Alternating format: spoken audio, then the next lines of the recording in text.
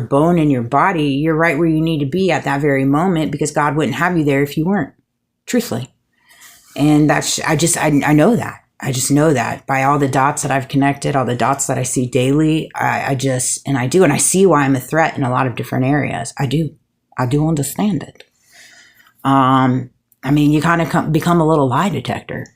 And it's one of those things. You put me in a boardroom with all kinds of board members, no matter what the company is, I'll be able to pick them apart. Unfortunately, it sucks. And honestly, it's not by me judging them, because I ain't judging them. They telling themselves. You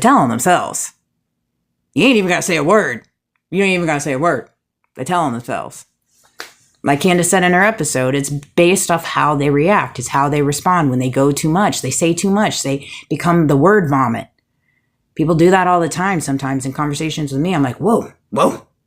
Pump the brakes. Settle down. It's okay.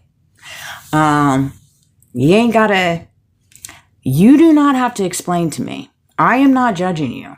If you've got things you're wrestling on your soul with, you need to talk to God about it. You know what you do on your everyday, 24/7, 365. You know what you do. You know what you hide. You know your truths. You know all of that. I don't need to know them, and I don't need to know the reason why.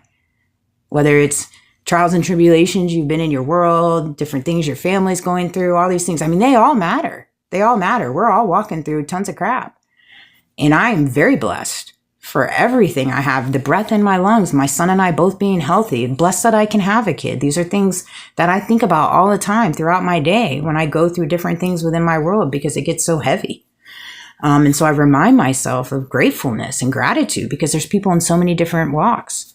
But something that came up to me earlier today, which was really profound for me. And it's like, sometimes when I get in conversations with people and I talk through certain things and giving them advice and different things on how I feel and things like that, it's like therapeutic for me, because it's like, oh, wow.